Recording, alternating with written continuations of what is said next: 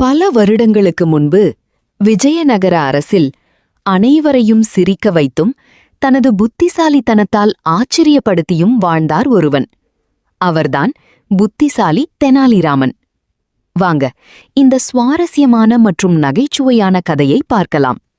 ஒரு நாள் இரவு தெனாலிராமன் தனது வீட்டுத் தோட்டத்தில் நடந்து கொண்டிருந்தார். அப்போது சுவருக்கு வெளியே 2 திருடர்கள் மெதுவாக பேசிக்கொள்வதை அவர் கேட்டார். இந்த வீட்டில் நிறைய தங்க நகைகள் இருக்கும் போல என்று ஒருவன் சொன்னான். அதை கேட்ட தெனாலிராமன் உடனே ஒரு திட்டம் போட்டார். அவர் வீட்டுக்குள் சென்று தனது மனைவியிடம் சத்தமாக பேச ஆரம்பித்தார். கேளுங்கள், இந்த நாட்களில் திருடர்கள் அதிகம். நம்முடைய நகைகளையும் பணத்தையும் பாதுகாப்பாக வைக்க வேண்டும். திருடர்கள் சுவருக்கு வெளியே நின்றபடியே எல்லாவற்றையும் கவனமாக கேட்டுக்கொண்டிருந்தனர். தெனாலிராமன் மீண்டும் சத்தமாக, அனைத்து நகைகளையும் இந்த பெரிய மரப்பெட்டியில் வைத்து கிணற்றுக்குள் போட்டுவிடலாம். அங்கே யாரும் தேடமாட்டார்கள் என்றார். அவர் ஒரு பெரிய பெட்டிக்குள் கற்களையும் பழைய இரும்பு பொருட்களையும் போட்டார். பின்னர் அந்த பெட்டியை மிகுந்த சிரமத்துடன் தூக்கிச் செல்லும் மாதிரி நடித்தார். ஐயோ, எவ்வளவு கனமாக இருக்கிறது என்று சொன்னபடி கிணற்றருகே சென்றார்.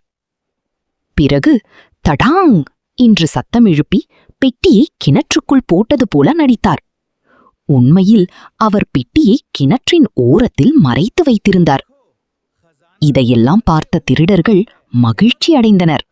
இன்று நமக்கு பெரிய செல்வம் கிடைக்கப் போகிறது என்று அவர்கள் நினைத்தனர்.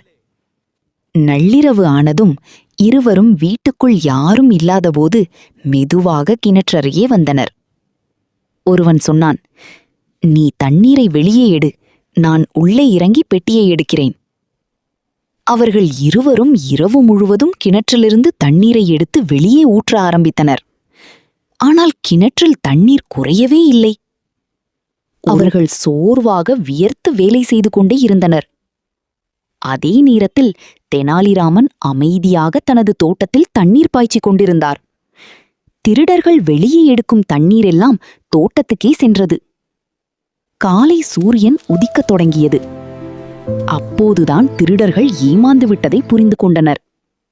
தெனாலிராமன் சிரித்தபடி வெளியே வந்து, நண்பர்களே, என் தோட்டத்திற்கு இவ்வளவு உதவி செய்ததற்கு நன்றி என்றார். அதை கேட்ட திருடர்கள் பயந்து ஓடிப்போயினர். அந்த நாளுக்குப் பிறகு அந்த ஊரில் யாரும் தெனாலிராமனை ஏமாற்ற முயற்சிக்கவில்லை.